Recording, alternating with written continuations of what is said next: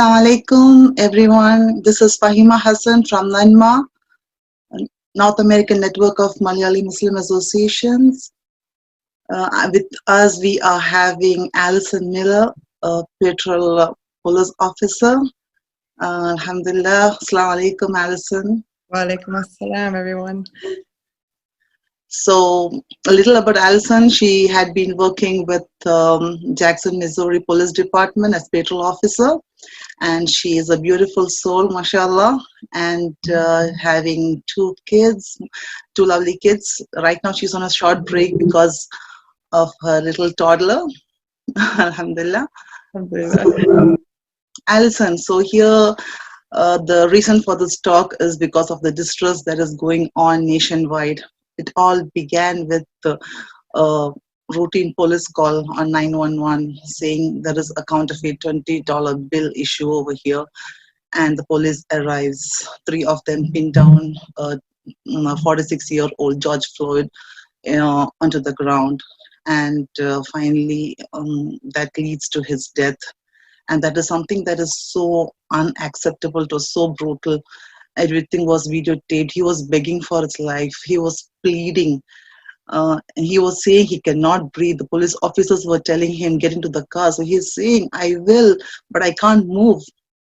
So in spite of all this, the onlookers shouting and asking them to leave him, they were so rude. And we lost one important life. Everybody's life is important. Everybody's life matters. Very much so. What was your first reaction when, as a police officer, when you came to know about this? What was your reaction? Well, my first response was heartache when I saw him pleading for his life. I could hear the emotion. He was scared. He was frightened. And I could hear those around begging for the officer as well to let go of him, to get off of him. But obviously I noticed the officer's knee shoved into Floyd's neck. And my first words of that were, he cannot do that. That's an illegal move. Mm-hmm. And I kept trying to say to my husband as well, like, that's something that officers cannot do. You cannot put a knee in the neck. So it was obviously a very shocking moment to see yet another African-American in the hands of a white police officer, unable to do any movement except for comply with that movement, which ultimately led to death. Very, very, very shocking, very sad and heartaching. Yes, true. So racism is a cardinal issue in whole of America. And when it comes to racism in institutions like the police department, who is supposed to be keeping up with the law and giving justice to everyone equally, it's even more dangerous. And such incidents have been happening since long. Like even Mike Brown, who was a teenager in 2014, he was shot multiple times. And he was even saying, don't shoot. And he had surrendered with his hands up. But in spite of that, he was shot. And we have Eric Garner, who was shot in July 2014, again, just because he was selling some loose cigarettes. And when it comes to the white police officers killing the black people, the judicial system, they take it very lightly. At the same time, we have Dylan Roof, who was a mass murderer, was provided with a bulletproof vest and also given a Burger King meal. Yes. Yeah, soon after the arrest. So why do you see all these kind of difference in the mode of dealing with the culprit? So how do you think the police department is taking such things? What is your experience? I believe it's a lack of no culture or racial diversity training. Most situations that are involved in, you see a lot of anger towards the black or brown community. And when it comes to the white communities, officers are very relaxed around white individuals. For example, the protests, not even 3-4 weeks ago, those against COVID-19 regulations staying inside, a lot of white males and females were armed with assault rifles and they were greeted with a smile. Mm-hmm. Currently, protesters are out right now and they're greeted with rubber bullets and pepper spray and so on and so forth. So I think that there's simply a lack of training, and there's no fear or sympathy for the citizens. Mainly, each officer is not fully qualified to work with weapons, much less with the public at those times. So, inshallah, if officers could get less firearm training and more vocal command trainings, I think it would really help out in these situations. Yeah, makes sense. Yeah. Okay, now talking about the judicial system, when white officers kill somebody, either a black or whoever, especially a black, it's not a concern for the judicial system. They are given minimum punishment, if at all any. Mm-hmm. And we know about Mohammed Noor, a Somali police officer who had accidentally shot on duty white woman in July 2017. And he was charged with second and third degree murder, and he was convicted to 12 and a half years of imprisonment, and it was given a $20 million settlement. So there was no video footage, there was no protest, nothing, but even in spite of that, the punishment was so large, in the sense that for so many years there wouldn't have been such a punishment given to any police involved shooting. But then now we can see how Derek Chauvin was handled. For 4 days he was not arrested. After all the protests and all the issues popped in, they arrested him. There are still 3 more police officers who were equally involved in pinning him to the ground, pinning Floyd to the ground, and it was Derek who was towards the end of the scene. And the 3 other officers are not given any punishment yet, they are just fired. So don't you think if the judicial system handles a police like this, the brutality towards the black will get worse? I totally agree with that. It's truly it's unknown why a different stance is always taken in these situations. I mean, a majority of Americans will state that it's racial issues. I 100% agree with this opinion, but his arrest did come at a later date, as well as the Somalian officers did as well. I think in the case of the officer who was arrested at a later date, the Somalian officer, forgive me, I cannot remember his name right now. What was it again? Oh, he is the Mohammed Noor. Mohammed Noor. Well, Brother Noor, I think that his situation was he was Muslim, he was black, and that was the example that they were going to use, and more of a less like, oh, you see what we do in officers bad, we do make an example. And like you've stated too, he was the only one that's been made of an example of. And the last 100 years at least, you don't have a lot of cases of officers arrest and wrongdoings. But they did make an example of him, and unfortunately, that's the difference with protection amongst law enforcement officers, is that they don't get arrested on site. They get to walk away from the murder and go home to their loved ones, get their attorney ready, and start collecting money to be protected, it seems. Oh, okay. And it looks like the attorney of, I forgot his name, the attorney of Derek Chauvin is someone who has been defending for the many culprits, right? Correct, yes.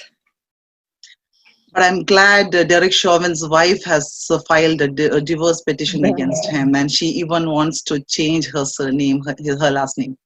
That's always good. Yeah. Yeah. So, okay, when a police receives a 911 call, how do they proceed? And when they reach a crime in progress, how do they react when they find there is no sufficient ground to indict a suspect? And also, like, if the suspect or the victim pleads guilty or is found guilty, how is their reaction at that time? Or how do they respond to the moment? Typically, when they get a call in a crime for progress, if there is a partner, one officer will wait for their partner to show up. They will make contact with the individual who called in the report. If, for example, somebody is coming out and they've been identified immediately upon walking up that this is the suspect, they'll ask them to wait. We need to make contact with you. They'll ask for your identification, your driver's license. If you don't have your driver's license, they'll ask for your name, date of birth, and social security number. In the meantime, you or your partner is getting a story of what happened, why did you call in, as well as we're getting a statement as well from the suspect. Now, if the suspect states, this wasn't what I was doing, this was not intentional, so on and so forth, if there's not a probable cause of, like a reasonable grounds, factual evidence, just suspicion, then you cannot hold them. Therefore, you can take their information for a later time. So if it does come back later that it was that suspect indeed, then you can go back to their home if that's their correct address and make an arrest. But typically it's just to get the statement to make sure that the person who's being accused has the evidence to go along with being accused. It can't be somebody saying, well, I feel like this person was doing this. Well, feelings aren't evidence. So that's very difficult to do with some people, but identify, search, get a statement, and from that point, if there's no more probable cause, they're free to go. But if there is probable cause and there is guilt to this, then they are arrested. They are taken to a county jail or a local jail, and they are processed, which would be plain booking, which they call that. They get your identification, your fingerprints, take your personal property from you, and place you in a jail cell. And then you'll wait for your court date. Yeah, because not all 911 calls can be trusted, because we know about the Amy Cooper case, how she had called the police. So, Right. yeah. So regarding the police training, I'm sure you would have gone through a lot of training and all that. So what do you think is missing in the training of the police officers, or to make it better, what do you think needs to be added so that, the police officers are trained to give a more gentle way of approach based on equality and fairness? Oh, 100%. Once again, I think diversity training as well as cultural sensitivity training would be a huge factor in how you deal with every citizen that you encounter. Obviously, each culture knows themselves and others very well. In law enforcement, it's very rare to see minorities such as any African American, brown, Asian, Middle Eastern descents working amongst each other. So a lot of white Caucasian people don't know how to deal with other races or other religion situations. So I believe that diversity training and cultural sensitivity training would be a huge factor in helping out any sort of communication.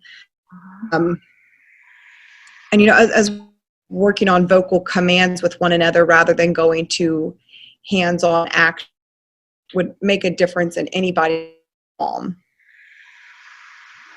Okay, sounds good. Yeah, sure. It's needed. So, how do you think the criminal justice system can be made better for all, including the Black and the brown and all the communities together? I really feel like if the Black and brown communities were heard by the criminal justice system, I feel like those words of advice to law enforcement officials and agencies would really help. For example, if they took any situation currently happening from the protest and them saying, we think a reform would be great, your way of approach would be changed by this and that. I think if law enforcement agencies just listened, it could make a huge difference in how our community can work for everybody. Okay, thank you for that. And regarding the training again, are the police in US trained actively by the state of Israel? And do they fly, many of the police from different departments all over the nation, do they fly to Israel to get trained? And is the police training in US also similar to the Israeli training, Israeli military training? And also I want to know about Krav Maga.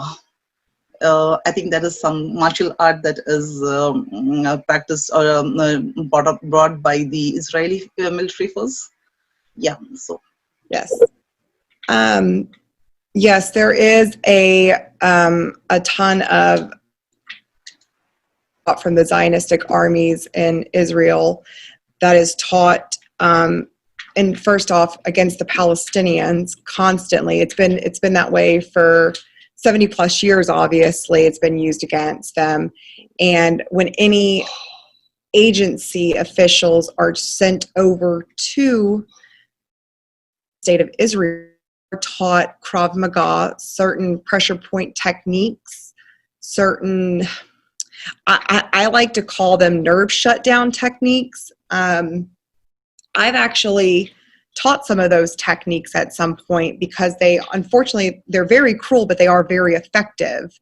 But 100%, there has been officials taken over to the Zionistic state of Israel to be taught how to do these cruel punishments. And this Krav Maga does not consider the well-being of the opponent, right? It's like it's extremely rude. Okay. So what do you do in Krav Maga actually? Like what is it you use your hands and legs, like is the standing on the neck and all a part of it?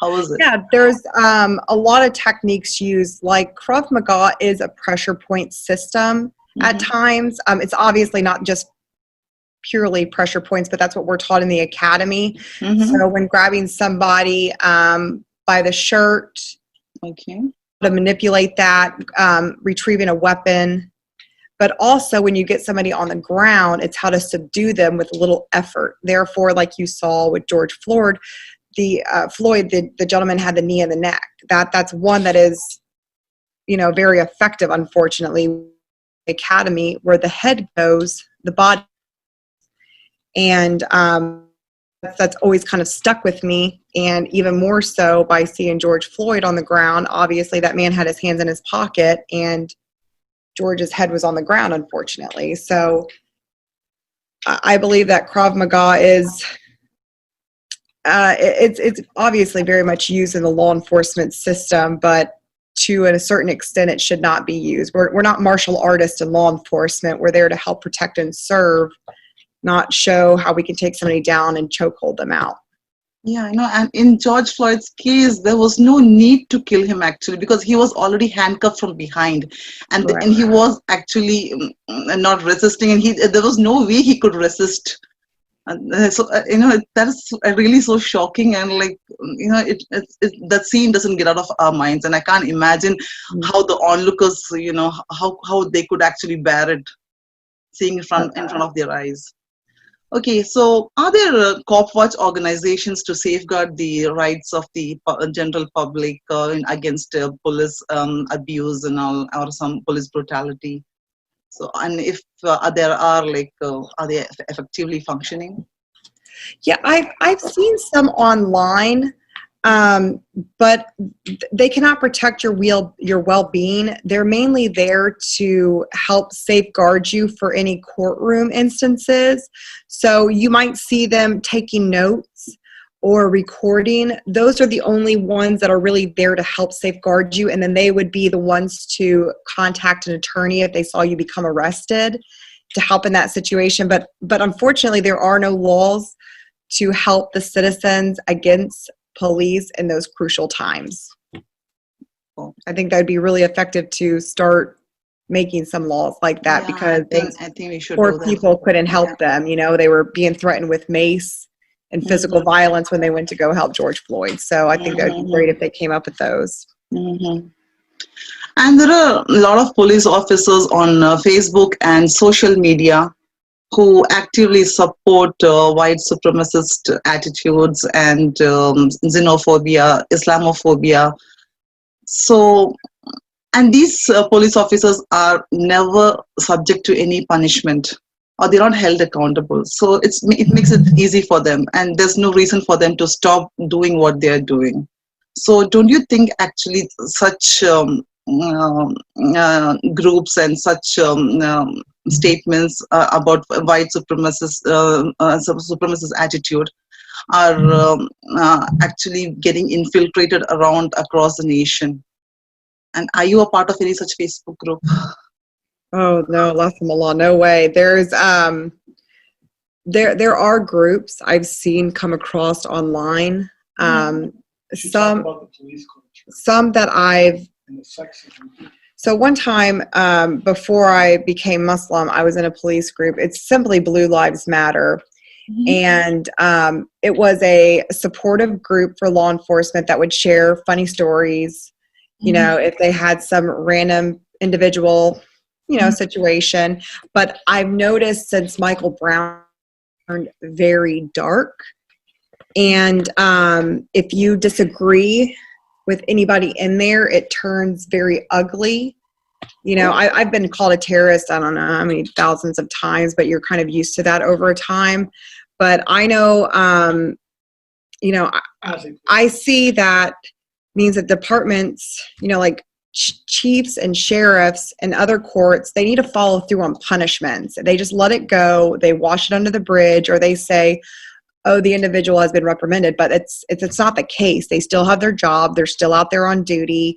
Their families are showing, and they're showing that nothing really happens. We can get away with a lot, and this continues. You know, it rarely happens that anybody gets in trouble. You're correct. So now you're not in that Facebook group anymore. You're on. Oh no, yeah, I got off of there a while back ago just because it was becoming hate group. It's been labeled a hate group, I believe. Like reporting on it. I at least did that before I left. Reported them.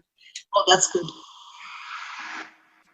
Okay, so regarding the press reporters, the arrest of the CNN reporter Omar Genzain and his camera crew, it was not easy for them to get released, in spite of them actually identifying themselves as press reporters, and they told the police that, okay, we are ready to move to any location where you want us to. They were still arrested. And also we have President Trump saying that the press is very dangerous and they are giving out all fake news and all that. So does that affect the police department's attitude towards the to the press reporters? I believe so. In my opinion, I do. You kind of have to think about it as,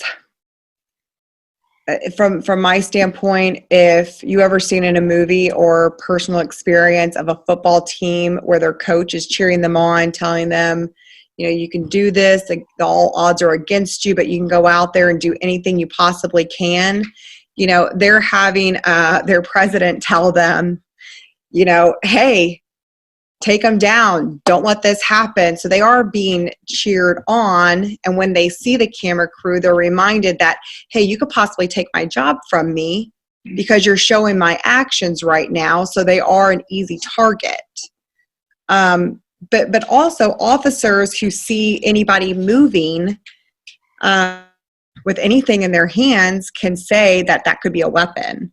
So once again, laws against there's no law set forth that say I can't have a microphone in my hand and it not could be considered a weapon by law enforcement.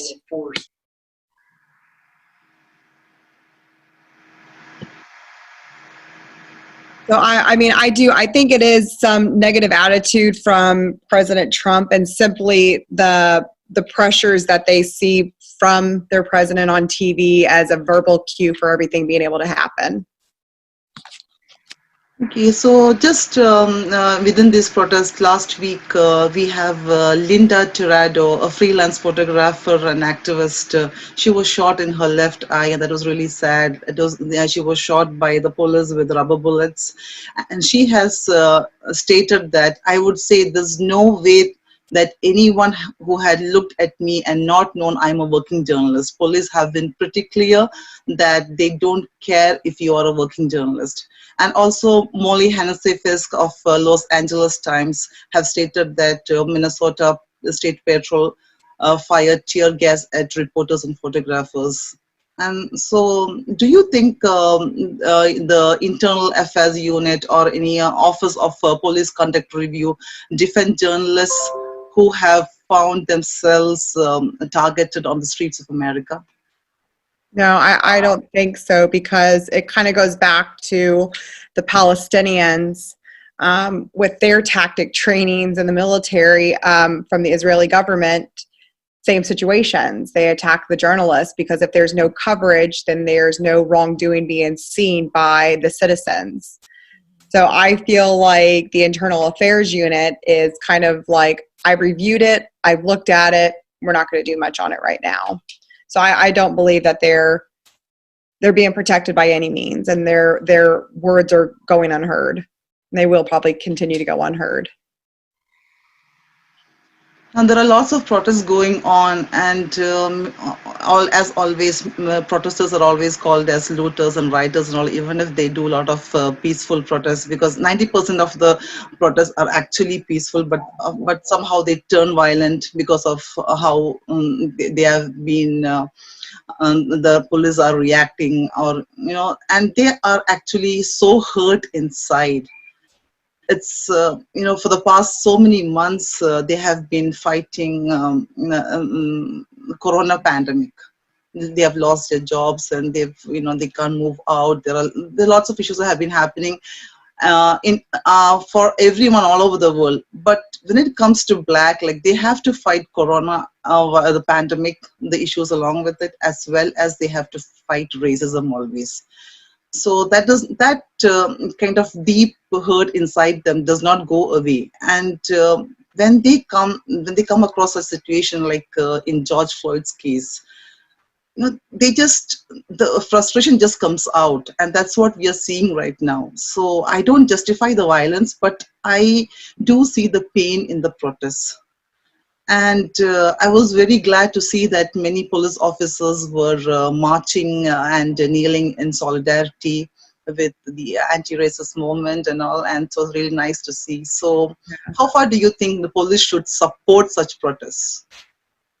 I mean, I love that they're doing the walk with me to officers, and I've been loving seeing all the officers begin with them and share their pain of unable to stand up justice because of peers.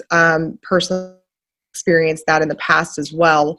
So I think it's, mashallah, it's very beautiful to see that these officers are showing good faith, not only good faith, but their willingness to want to change. So inshallah, we continue to see more of this. Okay, thank you for that. And so regarding Tony Loasco, Republican state representative in Missouri, he has been facing backlash because of what he tweeted on Friday, that is, looters deserve to be shot, but not by the government. And he hashtagged 2A, that means referring to the Second Amendment. And this he did soon after Trump tweeted that when looting starts, shooting starts. Mm-hmm. So don't you think, such kind of statements, when it comes from the elected officials, they are advocating extrajudicial murder, and they are as lawless as the one whom they are condemning? So how do you think the police, should react to such elected officials? And also, how can the gun laws be made better? Well, with the elected officials, I think they should be treated equally when it comes to local threats made online. If somebody were to make a threat online about shooting up a facility, they'll get the FBI involved to help hunt that individual down to handle the threat. I think the same thing should be done. An arrest should be made, and a charge should be taken on this position. Will it happen? Hopefully. Has it happened? No. But I think if everybody keeps pressing for charges and to be taken away from that elected position, I believe it would happen. And for stricter gun laws, more advanced screening, it's very easy to buy a handgun, at least in the state of Missouri. You take your driver's license, you go into the facility, hand them your license, fill out the paperwork, basically saying that you're not a felon. They contact a number to make sure that everything's in agreement for you to own a handgun. You walk out with the handgun in less than an hour. That's not including any mental health background.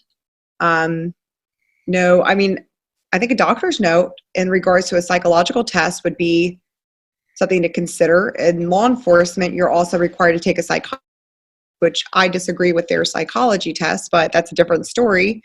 As well as gun safety courses, proper firearm casings in the home. And I mean, this would possibly make it less easy to obtain a firearm if some stricter laws were made for everybody. Scary, actually. Okay, so what could the minority, black or brown community do in such situations as in the case of George Floyd? Is there something we are missing as a community to be trained? And how do we handle such situations with rude police officers, both as victims as well as onlookers? Unfortunately, there's nothing to be done in the communities to prevent situation. I think that there's enough cases that the black and brown community have shown hands up, face down, pleading, showing them that there's nothing wrong, and they're still murdered in broad daylight. I think that there's nothing that can be done from that end anymore. It's still on the law enforcement side to make the change. And to be trained within a community, it blows my mind to think that citizens have to be trained in order to speak to law enforcement. And when you think of somebody saying that, it's confusing because you're in the police academy for a little over 5.5 months, almost 6 months, and you're the one to be trained to deal with tactical situations and handling somebody, but yet thinking that our community members should be trained the same way is just unlogical. If anything, for victims and onlookers, until there's changes made in the law enforcement agencies, I think that the best thing that's being done is the vocalizing the situation like they had in the George Floyd case, where the young woman was voicing he cannot breathe. He's saying he can't breathe. Still recording. I do believe, though, that if anybody tried to help out, like we saw in the video with George Floyd, you'd probably be pepper sprayed, possibly shot. So the best thing to do is just stay away until any situation is made by law enforcement agencies. There's any changes in the judicial system. So is there a chance to call 911 again? Because these police officers have already come based on the 911 call. So is there a... No? Yeah, if you were to contact, because the first person you would get is a dispatcher, and the dispatcher at that point would have to listen to the call and make the decision on whether or not to contact whoever's a higher up in the building. So if there's an officer out, or a corporal or a sergeant, then their next higher up would be the lieutenant, captain, or chief. So for them to come out, it would have to be a huge situation. But by that point, who knows what could have happened in the meantime. So calling in would, unfortunately, it wouldn't do anything except for document the crime in progress from those officers who were hurting a suspect. Okay, so when we have an encounter with the police, I know that we are supposed to be showing our hands free to them. So is it their right to see our hands free, and what else are their rights when we encounter I want to know the rights of the police when we encounter them. Well, it's never the rights of law enforcement. They're always going to say it's for your safety and my safety. And the reason why they say that is because they're allowed to use deadly force when necessary. So they're basically telling you, if I don't see your hands at all times, I have the right to shoot you. For our rights, when it comes to showing your identification, you don't always have to show your identification. It depends on the situation. If that officer has probable cause and they've explained that probable cause to you, you can show your identification, or you can withhold it and wait for backup. It's merely a charge that would be dropped in court most likely anyways if you refuse to show your identification. But if you're willing to show your identification to make the process go faster, your ID, like I said before, your name, date of birth, social security number would help out.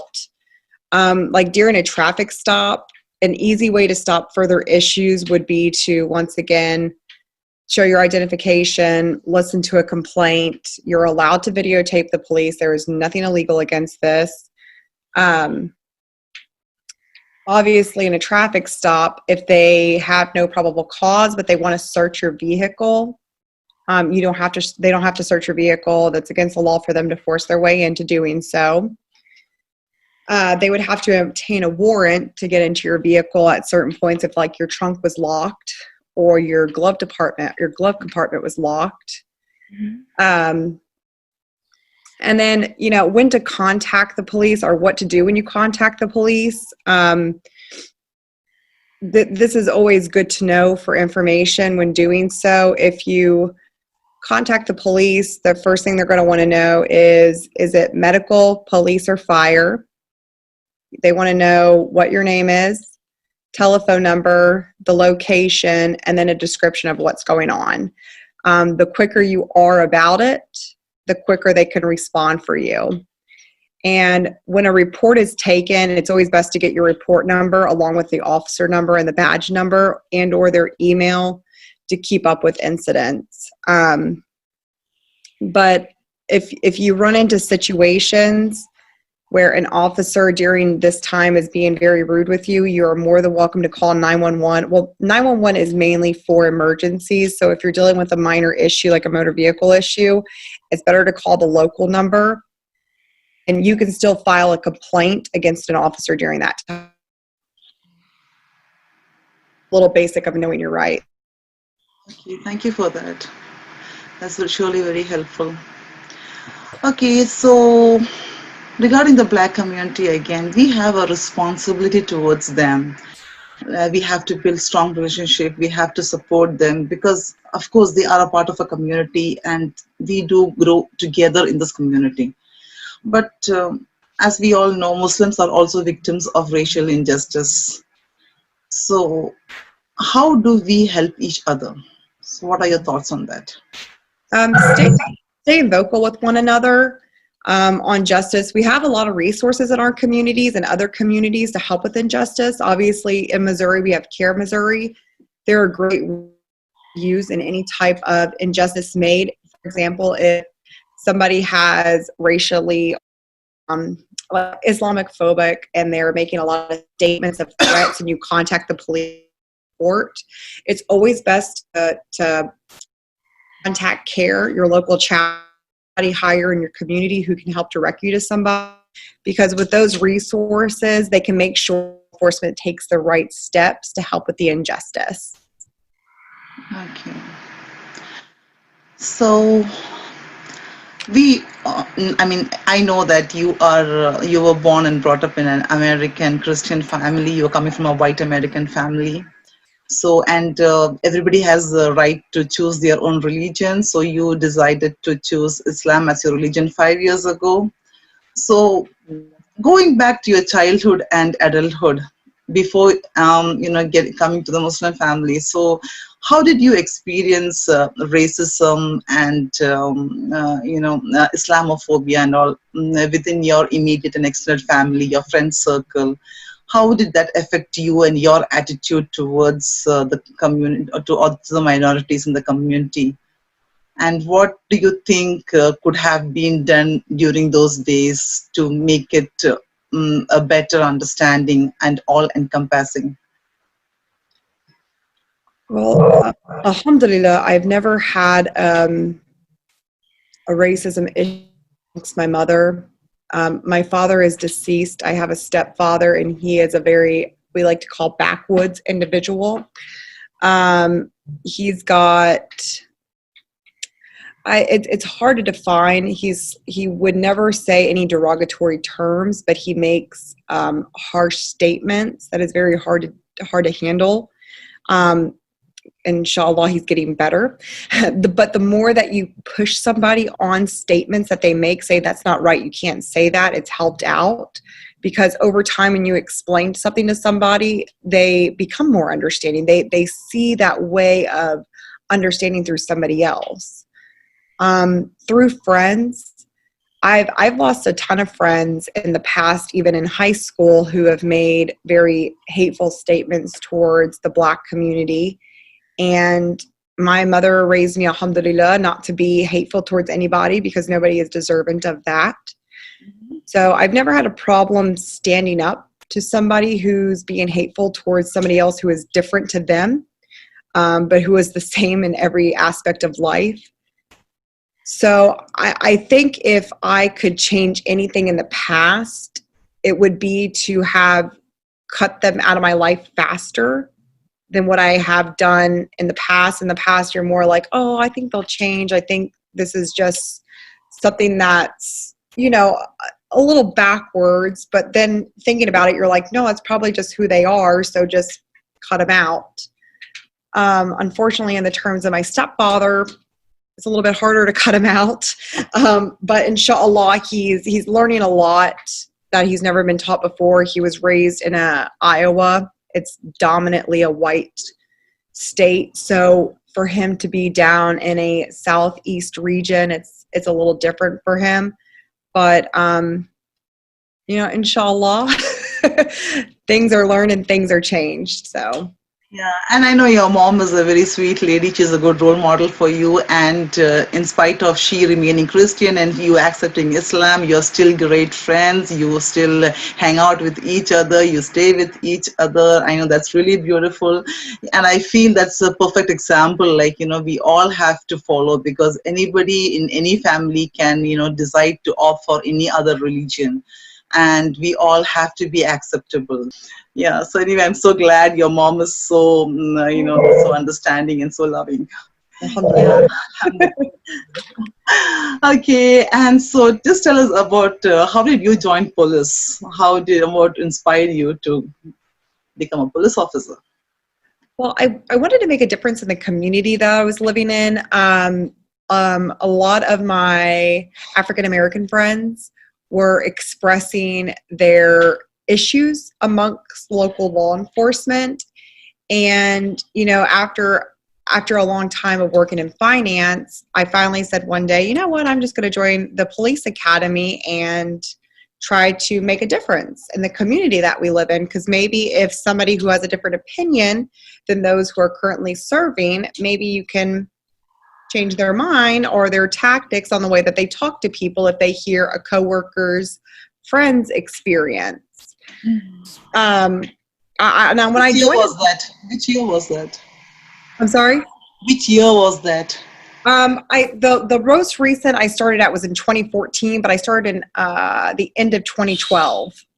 Oh, okay, that's good. So it was, I truly enjoyed being a law enforcement officer. There was a lot of great reward in helping your community and helping those that needed help in other ways that they couldn't find out for themselves. It was a truly rewarding experience. And if people were more socially accepting, I would have, I would have loved to express that more to others to possibly join law enforcement, because it's a great experience to have if you're willing to. What is your best moment? Your best moment as a police officer?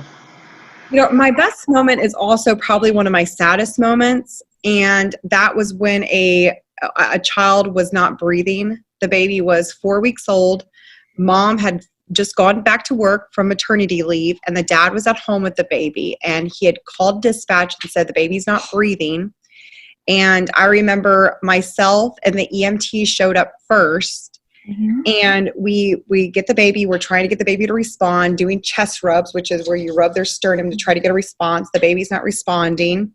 Mm-hmm. And watching the EMT perform CPR, and when he smacked that baby's leg and that baby cried, subhanallah, Allahu Akbar. I will never forget that moment in my life, watching the father cry, the EMT cry, and myself cry. That was such a beautiful experience that out of the chaos, this baby comes back to us, alhamdulillah. And it's probably one of my best experiences and one of the saddest as well. Yes, can you share one of your worst experience? Like, did you have experience about regarding Islamophobia and wearing the hijab and all that?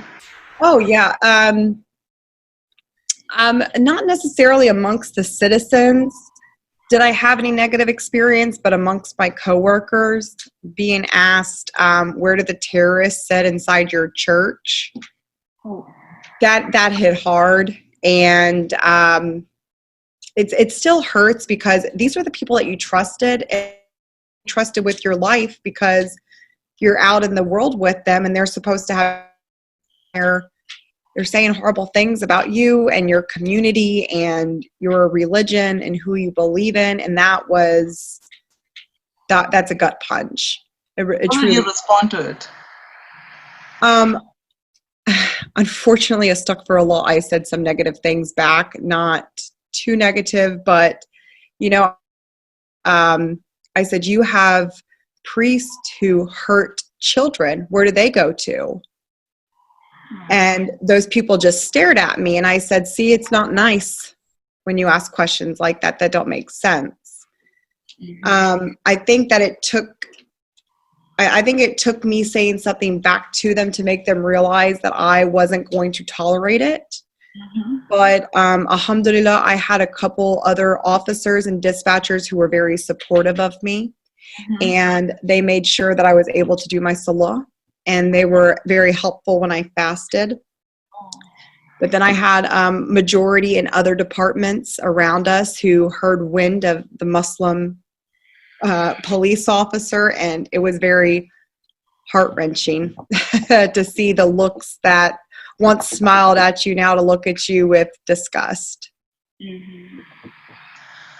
So do you have any message to the community, to everyone all around? I do, from the view of a law enforcement officer. Law enforcement officers are walking into each shift with a new experience. Some have the best intentions, some don't have the best intentions. Always be cautious, because those people that you see behind the eyes may have a world of madness behind them, and they carry a gun. Be cautious in every. Always make sure that you check in with somebody when you're going out. If you're going to be in a situation, example for a protest, make sure somebody knows where you're going to be at all times. So that way you are protected against any wrongdoers out there. And inshallah, I hope that a reform of law enforcement happens so we can all have a brighter future for our future generations, and none of them have to experience what we've all been shown in our last years of life. Sometimes parking lots are not safe and you go for shopping and all that. So do you have something like some tips, like where we have to actually take care of ourselves? Yes, where's your key?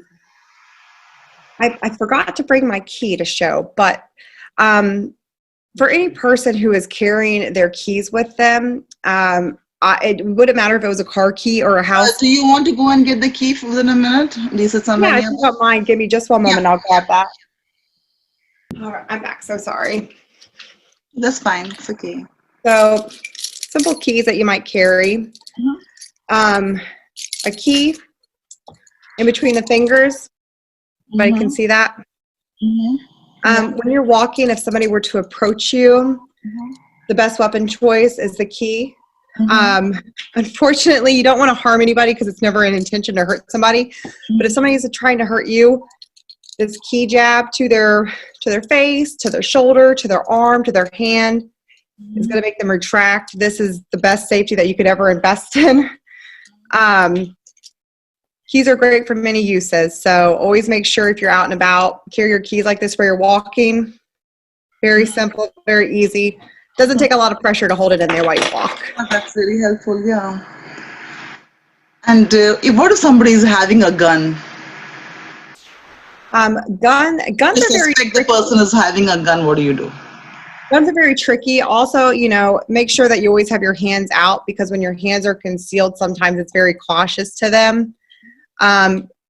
If they tell you to stand still, even if you sway like this, it might make them nervous, but it's going to keep you safe, because if they shoot off, at least you can move to one side or the other. If you're standing still, you're going to have less of a motion to move. I always say stand at a wide stance. A wide stance would be like you're on a horse almost. Your feet are not together. They're apart. It allows you to move to the left or the right, front or down. And of course, if you ever have to run, my advice is always to have your head down further than your backside. So your head is protected if you run, and elbows out will help protect your head as well. Oh, okay. Thank you so much. No problem. Because we hear so many stories, you know, when we go with kids and all, it's really not safe. Inshallah, ya Allah, may Allah keep us all safe. Everyone. Yeah, I know the shooting things, like even in schools and all that, we hear a lot of stories, like just takes away our peace. So I think we can wind up, and thank you for your time. And I would like to tell everybody out there that any kind of supremacy thought is totally delusional. There is nothing as such.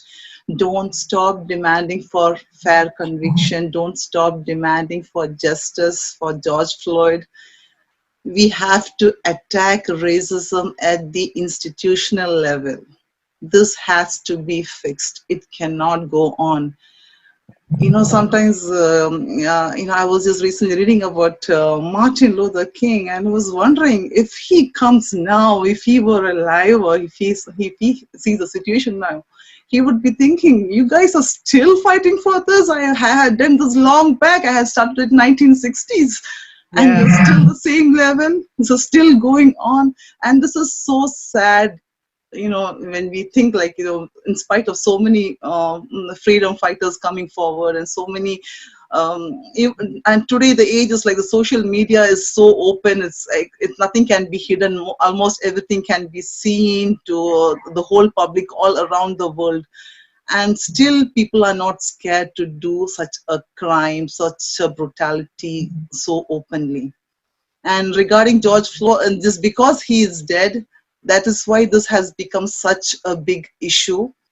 And I'm sure there will be so many other people who are facing such kind of brutalities with the police officers.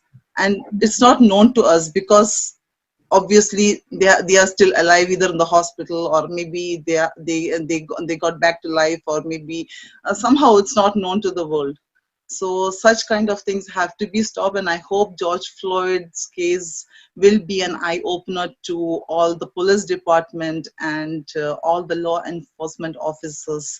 And may Allah save us from any kind of injustice, and may Allah keep us, all of us, healthy, and save us from the corona pandemic also, inshallah. And Jazakallah khair for your time, Alison. Thanks for having me. This is wonderful. I'm glad that you're setting out a message to everybody to let them know from past experience, current experience, you know, how to help out in any way. It's beautiful, mashallah. Yeah, and thanks a lot for all the information, and may Allah make the information that you shared very beneficial to everyone, and may everybody understand the situation of the law enforcement department in America. Inshallah. Thank you so much. Assalamu alaikum. Wa alaikum assalam.